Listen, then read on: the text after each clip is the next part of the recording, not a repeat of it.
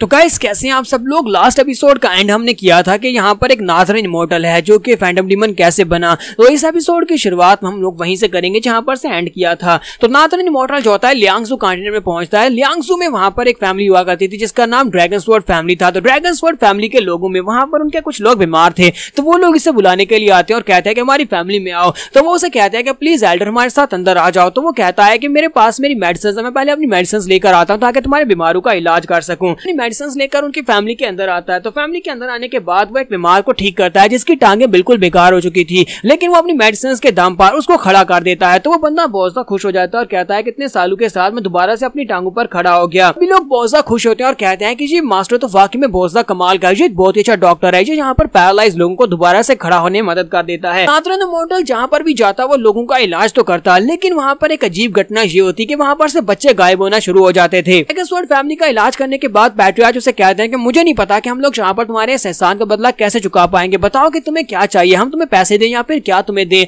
तो नाथरन इमॉर्टल उसे कहता है कि नहीं नहीं, तुम्हें यहाँ पर ये सब कुछ करने की जरूरत नहीं है, मैं तुम्हारे से इसके बदले में पैसे नहीं ले सकता, क्योंकि एक डॉक्टर होने के नाते लोगों की जान बचाना तो मेरा फर्ज है। लेकिन असल में उसे अच्छी तरह से पता था कि उसे क्या चाहिए। वो बच्चों को देखकर बहुत ज्यादा खुश होता था कि बच्चे यही तो उसकी कीमत थी। वो यहाँ पर जहाँ पर भी जाता था वहां पर से बच्चे इसलिए गायब होते थे क्योंकि वो बच्चों को वहां पर से उठा लेता था। अब उसका काम हो जाता, जिस भी गाँव या फिर शहर में वो जाता वहां पर से काफी सारे बच्चों को किडनैप करने के बाद वो वहां पर से निकल जाता था। वो वहां पर ज्यादा दिन नहीं रुकता था। तो पैट्रियार्च उसे कहते हैं कि एल्डर अब यहाँ पर कुछ दिन और रुके ना, आप यहाँ पर से इतनी जल्दी क्यों जा रहे हैं। तो वो उसे कहता है कि नहीं, मैं यहाँ पर नहीं रुक सकता क्योंकि तुम्हारी जैसी और भी बहुत सारी फैमिलीज हैं जिनको मेरी मदद की जरूरत है और मुझे जाकर उन सभी की भी जान बचानी है। इसके साथ एक हादसा हो जाता है। ड्रैगन स्वॉर्ड फैमिली का एक मेंबर भागता हुआ अंदर आता है और कहता है कि एल्डर प्लीज मुझे माफ कर दें डॉक्टर, मुझसे एक बहुत ही बड़ी गलती हो गई, मुझसे आपका पॉट गिर गया, वायुओं वाला बड़ा सा जार था वो मेरे हाथों से गिर गया है। बेचारा बहुत ज्यादा घबराया हुआ होता है। तो नाथरन इमॉर्टल जैसे उसकी बात सुनता है वो भी काफी ज्यादा घबरा जाता है और कहता है क्या तुमने इस पॉट को तोड़ दिया, और इसी के साथ ही वो भागता हुआ बाहर की तरफ जाता है। जबकि पैट्रियार्च उसे कहता है कि प्लीज इसे माफ कर दीजिए, एक गलती थी। तो वो भी उसके साथ बाहर आ जाता है। तो ड्रैगन स्वॉर्ड फैमिली के काफी सारे मेंबर्स के साथ वहां पर बाहर आते हैं। पैट्रियार्च उसे अभी भी कह रहे होते हैं कि हम लोग यहाँ पर आपको इसके बदले में कंपनसेट कर सकते हैं, आपकी दवाइयों का जार गिर गया तो हम बदले में आपको काफी सारे पैसे देंगे। लोग वहां पर पहुंचते हैं तो उस पोर्ट के टूटे हुए टुकड़ों के पास वहां पर एक लड़के की डेड बॉडी पड़ी होती है, एक बच्चे की डेड बॉडी पड़ी होती है और वहां पर उसका जो कीड़ा होता है वो मर चुका होता है। इस कीड़े से आप लोग पहले भी मिल चुके हैं। तो ड्रैगन स्वॉर्ड फैमिली के मेंबर्स वहां पर उस डेड बॉडी के पास जाकर खड़े हो जाते हैं और कहते हैं कि ये क्या, इस पोर्ट के अंदर से एक डेड बॉडी क्यों निकली है, ये तो एक बच्चे की डेड बॉडी है। एक उसे कहता है कि ये तो हमारी फैमिली का एक बच्चा है जो कि कुछ दिन पहले गायब हो गया था।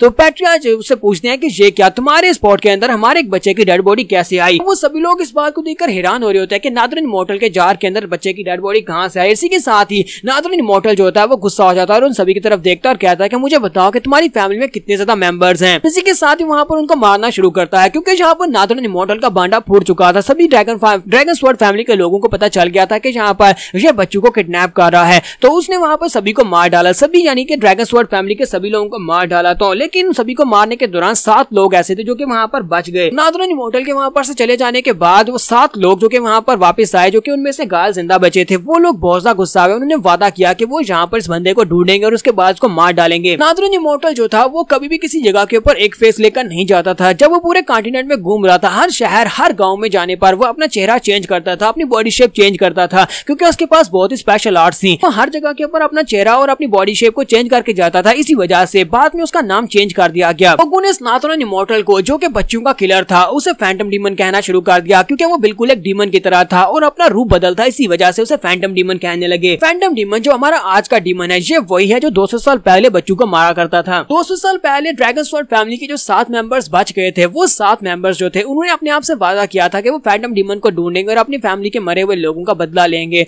तो उन 7 लोगों ने पूरे कॉन्टिनेंट में फैंटम डीमन को ढूंढना शुरू कर दिया। उन्होंने बहुत सारी बुक्स पढ़ी जिसके अंदर बहुत सारी स्पेशल मार्शल आर्ट्स की टेक्निक्स लिखी हुई थी। उनमें से एक मार्शल आर्ट्स की टेक्निक ऐसी भी थी जिससे वो एक किलर बना सकते थे, एक ऐसा किलर जो कि फैंटम डीमन को मार सके। फैंटम डीमन जो कि शायद इमॉर्टल था या फिर दूसरों की एनर्जी को एब्जॉर्ब करके अभी तक अपने आप को जिंदा रखे हुए था। लेकिन वो 7 लोग इमॉर्टल नहीं थे। वो लोग अपने आगे से आने वाली नस्ल यानी कि अपने बच्चों को इस बारे में बताते कि फैंटम डीमन को मारना है और उसके बाद उनके बच्चे अपने बच्चों को बताते कि फैंटम डीमन को मारना है और इसी तरह के जनरेशन से जनरेशन तक ये बात चलती रही। फैंटम डीमन को मारने के लिए उन 7 लोगों ने एक स्पेशल मार्शल आर्ट्स की टेक्निक बनाई, एक स्पेशल मार्शल आर्ट की टेक्निक जिसमें वो अपनी फैमिली के बच्चों को केव के अंदर उल्टा लटका देते थे। जहां पर वो लोग सर्वाइव कर पाते तो वो एक स्पेशल टेक्निक को मास्टर कर सकते थे जिसे ब्लेंडिंग इन द वर्ल्ड कहते हैं। लेकिन उन बच्चों में से कोई भी सर्वाइव नहीं कर पाया सिवाय एक के। सिर्फ और सिर्फ एक ही बच्चा वहां पर उस सारी की सारी अंधेरी गुफा और जहरीले जहरीले कीड़ों को खाने के बाद वहाँ पर सर्वाइव कर पाया और जब वो वहाँ से बाहर निकला तो उसे 77 का नाम दिया गया। तो उस लड़के ने डिमोनिक टेक्निक जो कि ब्लेंडिंग इन द वर्ल्ड था उसको लेवल 5 तक मास्टर किया था। तो जब वो वहाँ पर से बाहर निकलता है तो वो 7 लोग वहीं पर खड़े होते हैं। एक उसे कहता है कि मैं तुम्हारा बाप हूँ, दूसरा उसे कहता है कि मैं भी तुम्हारा बाप हूँ, तीसरा उसे कहता है कि हम सभी लोग तुम्हारे बाप हैं, सभी लोगों ने मिलकर यहाँ पर तुम्हें बड़ा किया है और हम सभी लोग ही तुम्हारे फादर है और तुम हमारे बेटे हो। उसके बाद उसे सारी बात बताई जाती है, उसे बताया जाता है कि तुम्हें यहाँ पर किस लिए स्पेशली ट्रेन किया गया है, कि और हमारे साथ क्या हुआ था, फैंटम डीमन ने हमारे साथ क्या किया था।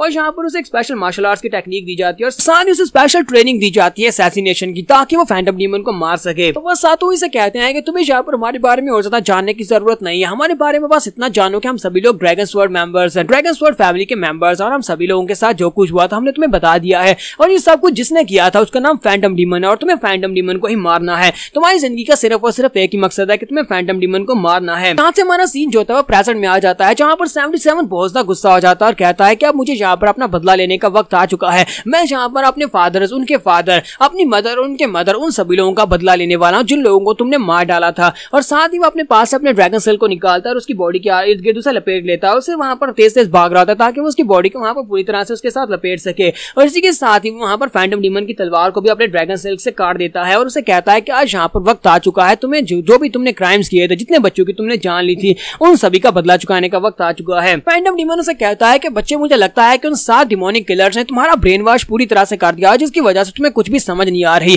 तुम्हें यहाँ पर उनकी बात मानने की जरूरत नहीं है, तुम्हें ये बात समझने की जरूरत है कि वो 7 डिमोनिक किलर्स जो है वो ना तो तुम्हारे फादर है, ना वो ड्रैगन स्वॉर्ड फैमिली के डिसेंडेंट्स हैं, यानी कि उनका ड्रैगन स्वॉर्ड फैमिली के साथ कोई भी ताल्लुक नहीं है। फैंटम डीमन यहाँ पर उसे समझाने की कोशिश कर रहा था, लेकिन हमारा 77 जो होता है उसकी कोई बात नहीं सुन रहा था। वो बार बार उसके पास स्लैशेस लगा रहा था और कहता है कि तुम अपनी बकवास बंद करो, तुम यहाँ पर मुझे कन्विंस नहीं कर सकते, आज यहाँ पर तुम्हारा मरना तय है, मैं तुम्हें मार कर रहूंगा। तो फैंटम डीमन उसे कहता है कि लगता है कि तुम यहाँ पर मेरी बात नहीं सुनने वाले, चलो ठीक है, अगर तुम मेरी बात नहीं सुनोगे, वैसे भी तुम यहाँ पर मरने ही वाले हो। 77 जब उसके करीब पहुंचता है ताकि उसके ऊपर फाइनल अटैक कर सके, इसी के साथ ही फैंटम डीमन अपना मुंह खोलता है और अपने मुंह के अंदर से एक स्पेशल गैस निकालता है और उसके साथ उसके ऊपर अटैक करता है। 77 जल्दी से जंप करते पीछे की तरफ पड़ता है ताकि उसके अटैक को अवॉइड कर सके, लेकिन इसी के साथ ही फैंटम डीमन को नजर आता है कि उसके इर्द गिर्द पर तारों का एक जाल बिछा होता है, ड्रैगन सिल्क का एक जाल बिछा होता है। 77 अपने दोनों बीट्स को खींचता है तो वो सारी की सारी तारे जो होती हैं वो उसके इर्द गिर्द काफी ज्यादा क्लोज हो जाती है, यानी कि वो वहां पर उस जाल के अंदर बंद जाता है। तारे जो होते हैं उसकी बॉडी को काटने की कोशिश कर रही होती है। तुम्हारा 77 उसे कहता है कि आज वक्त आ चुका है, आज ही वो वक्त है जब तुम मरोगे। अपनी एक स्पेशल टेक्निक जिसका नाम सोल डिस्ट्रॉइंग सिल्वर होता है उसको यूज कर रहा होता है और अपने दागों को खींच रहा होता है। पर हमें छत के ऊपर का सीन दिखाते हैं जहाँ पर ली गानाक और बैकचुआ होते हैं। तो ली गानाक उसे कहता है कि वीवी और डैंक्सो योंग के दरमियान में जो ग्रज है वो काफी साल पुराना है और मुझे लगता है कि इन दोनों को यहाँ पर आज अपनी फाइट को खत्म करना होगा। मुझे लगता है कि दोनों में से एक के मरने पर ये फाइट यहाँ पर खत्म होने वाली है। डैंक्सो योंग ने अपनी फैमिली को अपने हाथों से मार डाला था, अपने पूरे के पूरे डैंक लैंड को उसने मार डाला, लेकिन उस सभी का इल्जाम वीवी के ऊपर लगा दिया, हालांकि वो निर्दोष है। दूसरी तरफ ये दोनों मॉन्स्टर्स हैं जो कि आपस में फाइट कर रहे हैं। इन दोनों मॉन्स्टर्स की एनर्जी लेवल इतनी ज्यादा हायर है कि मैं यहाँ पर महसूस कर पा रहा हूँ कि ये दोनों ही म्यूरियम यूनियन में जो 10 पावरफुल रैंक के मार्शल आर्ट्स के मास्टर्स हैं, इन दोनों की एनर्जी उन सभी के बराबर है। फिर साथ ही वो बैकचुआ से पूछता है, मुझे ये बताओ क्या वाकई में ये कोई एरन बॉय है, मुझे बताओ क्या तुम इसके बारे में जानते हो, इसकी हकीकत क्या है। तो बैकचुआ से कहते हैं कि नहीं, मैं इसके बारे में कुछ भी नहीं जानती, लेकिन मुझे इसके ऊपर यकीन है कि ये कर लेगा। साथ ही बैकचुआ वहां पर खांसना शुरू कर देती है। तो ली गानाक उसे कहता है क्या तुम ठीक हो? तो वो कहती है हाँ मैं बिल्कुल ठीक हूँ, लेकिन मैं इतना बर्दाश्त कर ही सकती हूँ, आज हमें यहाँ पर इस फाइट को खत्म करना होगा क्योंकि ये सब कुछ मेरी वजह से शुरू हुआ, मैं सभी लोगों को यहाँ पर लेकर आई हूँ, तो यहाँ पर मैं हार नहीं मान सकती। चलो जल्दी से आगे बढ़ते हैं और जाकर किसी की मदद करते हैं। और इसी के साथ ही वो दोनों भी जंप करते हुए आगे बढ़ जाते हैं और जाकर किसी की मदद करेंगे, जहाँ पर हम लोग अपनी एपिसोड 49 का एंड करेंगे। एपिसोड की एक्सप्लेनेशन अच्छी लगी हो तो कमेंट करके जरूर बताइएगा। चैनल को सब्सक्राइब कर दें, वीडियो को लाइक और शेयर कर दें। शुक्रिया।